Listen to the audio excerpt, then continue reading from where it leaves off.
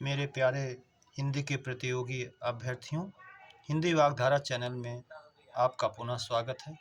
एक नई श्रृंखला के प्रश्नों के साथ।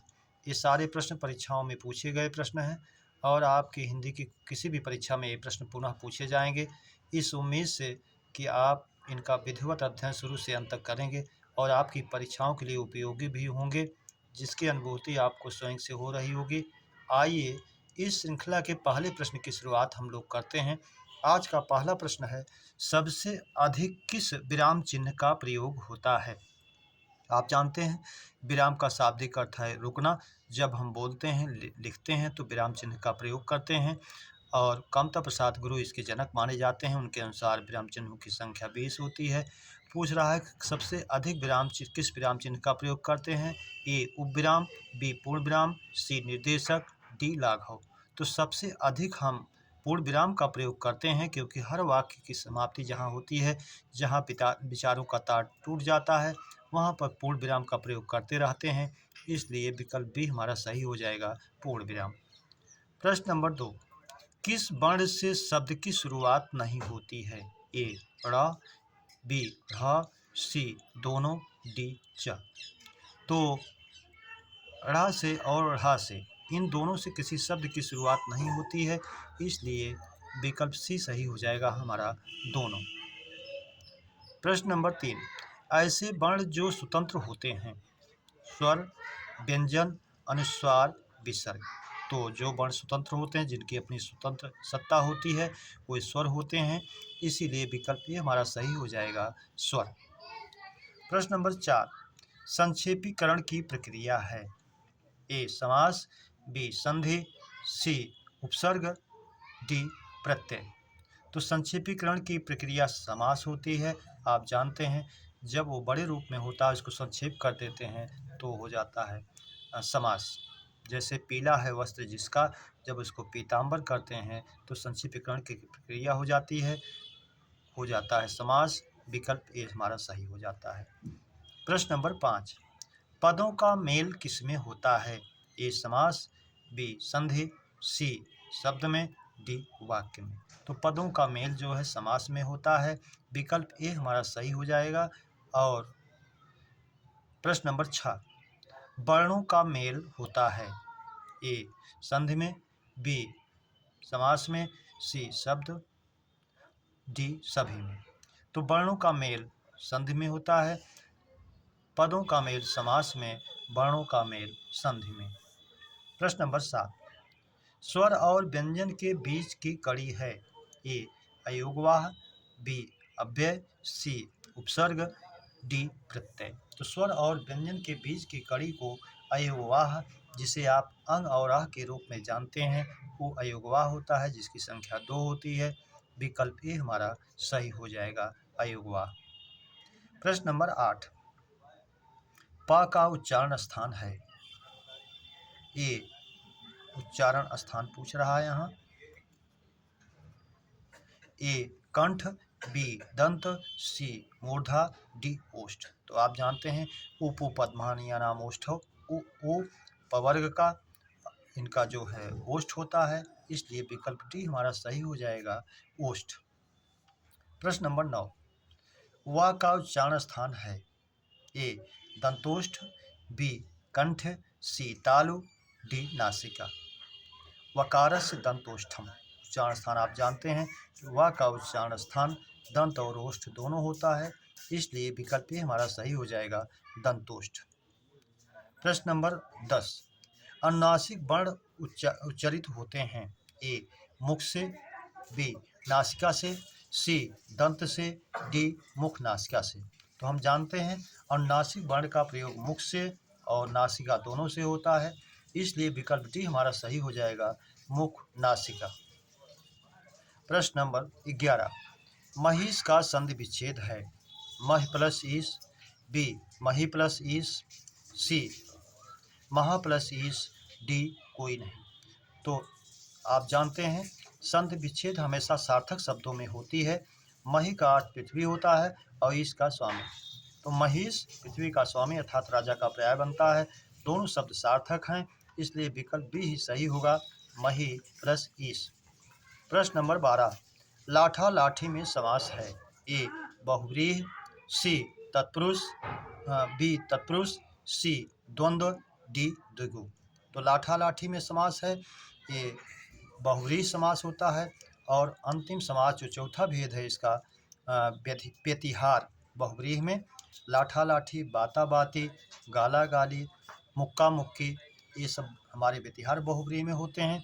और बहुव्रीहि के अंदर जो एक विभेद है, इसलिए विकल्प ए हमारा सही हो जाएगा, बहुव्रीहि। लाठा लाठी अर्थात लाठियों से चला होने वाला द्वंद्व लाठा लाठी कहलाएगा। प्रश्न नंबर 13, उत्पत्ति, स्रोत या इतिहास के आधार पर शब्द भेद हैं। 2, विकल्प बी 3, सी 4, डी 5। तो उत्पत्ति, स्रोत या इतिहास के आधार पर कभी कभी एक का नाम लेकर पूछता है, और तीनों को आप जानते रहिए, जो भी पूछे आज जवाब दें। ये 4 होता है, तद्भव, तत्सम, देशज, विदेशज। संकर भी इसी में से है, लेकिन वो स्वतंत्र नहीं, वो दो भाषाओं का मेल होता है, उस देशज विदेशज में हमारा आ जाता है, इसलिए हमारे भेद होते हैं 4, तद्भव, तत्सम, देशज, विदेशज।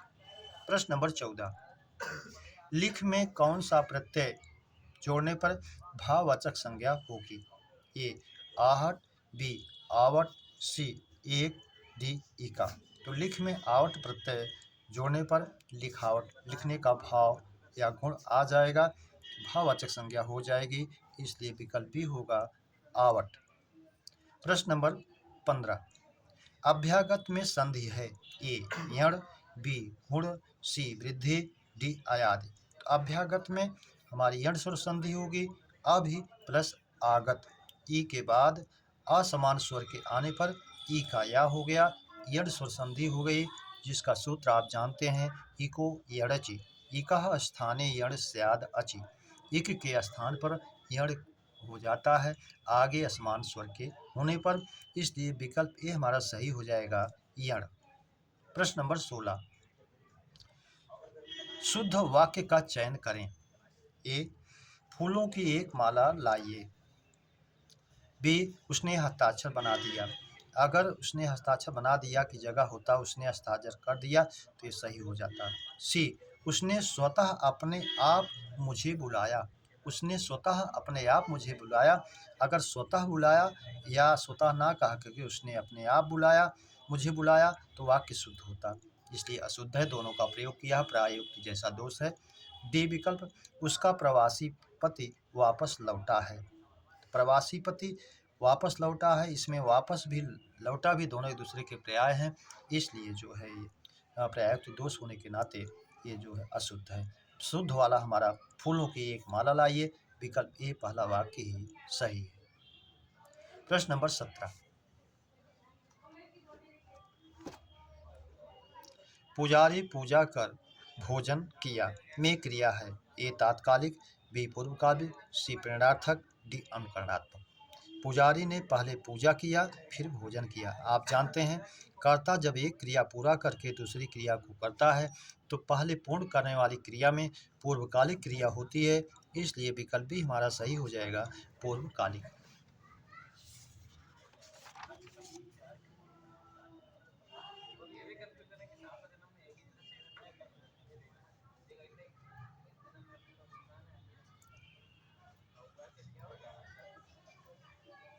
प्रश्न नंबर 18, वह जोर जोर से चिल्लाने लगा में क्रिया विशेषण है। ए रीतिवाचक, बी परिमाणवाचक, सी कालवाचक, डी स्थानवाचक। तो आप जानते हैं रीतिवाचक क्रिया विशेषण जो है कार्य करने की शैली, तरीका, ढंग बताता है। यहाँ चिल्लाने का मैनर जो है जोर जोर से है, इसलिए रीतिवाचक में जाएगा, विकल्प ए हमारा सही हो जाएगा, रीतिवाचक। प्रश्न नंबर 19, गुणवाचक विशेषण के भेद हैं। एक ए 5, बी 6, सी 7, डी 8। तो गुणवाचक विशेषण के 7 भेद होते हैं, आप जानते हैं, इसलिए विकल्प हमारा सी सही हो जाएगा, 7।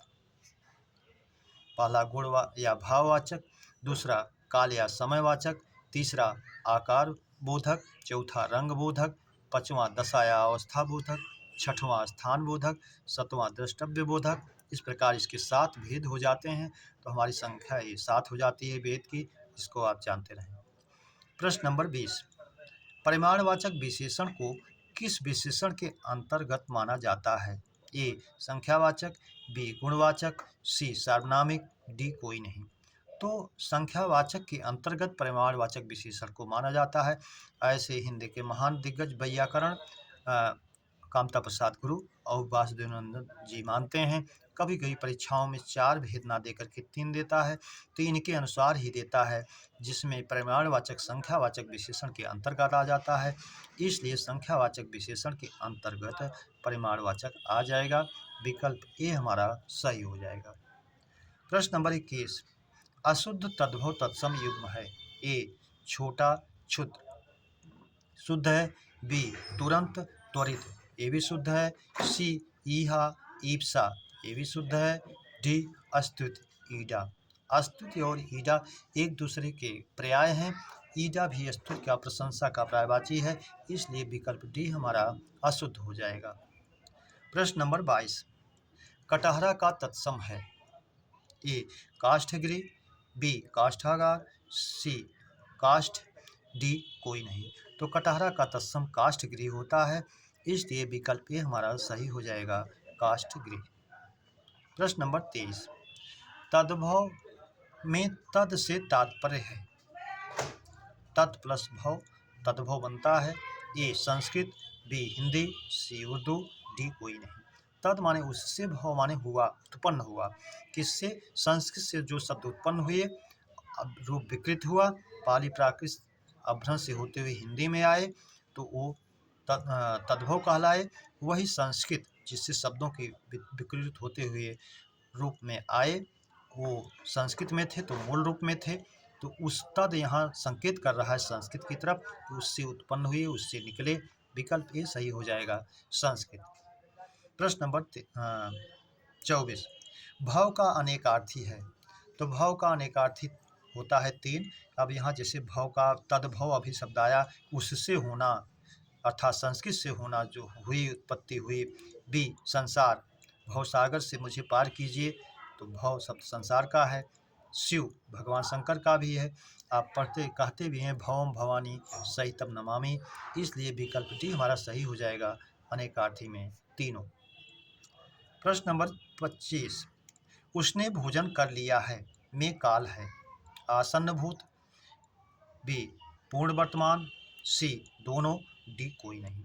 ऐसा शब्द भ्रामक नहीं देता है वो काल में, लेकिन दोनों को नहीं देता है, विवाद ना हो। यहाँ दोनों दिया गया तो दोनों को मानना पड़ेगा। इसकी पहचान कार्य जल्दी समाप्त हुआ रहता है तो आसानुभूत हो जाता है, कार्य पूरी तरह से पूरा हो गया होता है तो पूर्ण वर्तमान हो जाता है। इसलिए इसकी पहचान दोनों की एक ही होती है। तो आसन्नभूत और पूर्ण वर्तमान दोनों दिया है, तो हम इसको दोनों में ही ले जाएंगे, विकल्प सी। प्रश्न नंबर 26, वह आए तो मैं जाऊं किस काल का वाक्य है? ए हेतु हेतु मत भविष्य, बी सामान्य भविष्य, सी संभाव्य भविष्य, डी कोई नहीं। तो आप जानते हैं हेतु हेतु मत जो है शर्तात्मक होता है, कंडीशनल होता है, और वो हेतु हेतु मत भविष्य में ही होता है, भविष्य की बात बताई जाती है। वह आए तो मैं जाऊं, वह कहे तो मैं प्रयास करूं, वह जाए तो मैं ऐसा करूं, ऐसा अगर कह रहा है तो हेतु हेतुबंध में जाएगा, विकल्प हमारा सही हो जाएगा, हेतु हेतु मत भविष्य। प्रश्न नंबर 27, मानव में मूल शब्द और प्रत्यय है? मानो, आ, बी मानो प्लस आ, सी मानो प्लस या, डी कोई नहीं। तो मन प्लस आ बनता है मानव, विकल्प भी हमारा सही हो जाएगा। इसी तरह दूसरा शब्द भी आपको बनाता है, लघु प्लस आ लाघव, गुरु प्लस आ गौरव, ऐसे शब्दों को भी आप जानते रहें। प्रश्न नंबर 28, अशुद्ध विलोम युग्म है? ए कृतज्ञ कृतघ्न, कृतज्ञ किए गए उपकार को मानने वाला, कृतघ्न किए गए उपकार को ना मानने वाला। वाक्यांश में भी इन दोनों को पूछता है, आप जानते रहिए, तो ये विलोम भी है। बी अस्त्र शस्त्र, अस्त्र जो हथियार फेंक कर चलाया जाए वो अस्त्र है, शस्त्र जो हाथ में पकड़ कर चलाया जाए वो शस्त्र है। एक दूसरे के दोनों विलोम है, इसलिए ये भी सही है। प्रश्न विकल्प सी, तुष्ट रुष्ट, तुष्ट संतुष्ट होना, रुष्ट नाराज होना, ये भी है। डी आहार विहार, भोजन और विचरण, घूमना विहार एक दूसरे के पूरक हैं शब्द, विलोम नहीं है, इसलिए विकल्प डी हमारा सही हो जाएगा, आहार और विहार। अगला प्रश्न 29, दान और गमन में कौन सा उपसर्ग का योग होने पर विलोम बन जाता है? ए आ, बी या, सी ओ, डी आओ। तो दान और गमन दोनों में आ जोड़ने पर उसका विलोम हो जाएगा। दान में प्रा जोड़ने प्रदान, तो एक दूसरे के पर्यायवाची हो गए, तो दान और प्रदान का विलोम आ जोड़ दिया जाए दान में तो आदान बनता है।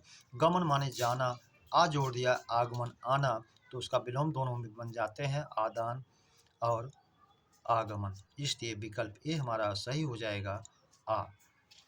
प्रश्न नंबर 30, पेट में लगने वाली आग है, ये वाक्यांश का एक शब्द, वाक्यांश रूप का एक शब्द। ए जठरानल, बी तुषानल, सी बड़वानल, डी दावानल, ई कोई नहीं। तो पेट में लगने वाली आग को आप जानते हैं जठरानल कहते हैं, इसलिए विकल्प ए ही सही हो जाएगा। तुषानल, भूसी में लगने वाली आग को तुषानल कहते हैं, समुद्र में लगने वाली आग को बड़वानल कहते हैं, जंगल में लगने वाली आग को दावानल कहते हैं। जानते रहिए, आपकी परीक्षाओं में पूछता रहता है। प्रश्न नंबर 31, वारिवाह पर्याय है, ए जेमूत, बी अम्भद, सी पयोद, डी सभी। तो वारिवाह जो है बादल का पर्यायवाची है जिसका जीमूत भी होता है। बी अम्भद जल को देने वाला, अम्भ माने जल होता है, तो ये भी है। पयोद पयद पैद जल को देने वाला, ये भी होता है। डी सभी, इसलिए विकल्प डी हमारा सही हो जाएगा, सभी। प्रश्न नंबर 32, कीलाल का अनेकार्थक शब्द है, कीलाल का अनेकार्थक शब्द है, नहीं इसके कई अर्थ होंगे। ए जल, बी मधु, सी रक्त, डी सभी। तो कीलाल अनेकार्थी है और इसके अनेक रूप शब्द के जल भी है, मधु भी है, रक्त भी है, इसलिए विकल्प डी हमारा सही हो जाएगा। प्रश्न नंबर 33, साकेत और पंचवटी किसकी रचना है? परीक्षाओं में बार बार पूछता है, जानते रहिए। ए मैथिलीशरण गुप्त, बी प्रसाद, सी पंत, डी निराला। तो साकेत और पंचवटी मैथिलीशरण गुप्त जी की है, इसलिए विकल्प ए हमारा सही हो जाएगा। प्रश्न नंबर 34, मीठबोला में समास है, ए बहुव्रीहि, बी तत्पुरुष, सी कर्मधारय, डी द्वंद्व। तो मीठबोला में बहुव्रीहि समास होगा और समाधिकरण बहुव्रीहि होगा, जो इसका एक भेद है, इसलिए विकल्प ए ही सही हो जाएगा हमारा, बहुव्रीहि। मेरे प्यारे बच्चों, इस श्रृंखला के प्रश्नों के हम लोगों ने चर्चा पर चर्चा की। उम्मीद करते हैं इस श्रृंखला के प्रश्न आपको अच्छे लगे होंगे। अपने मित्रों को सब्सक्राइब, लाइक और शेयर जरूर करें। अगली श्रृंखला के मिलने तक आप सभी को हृदय से धन्यवाद।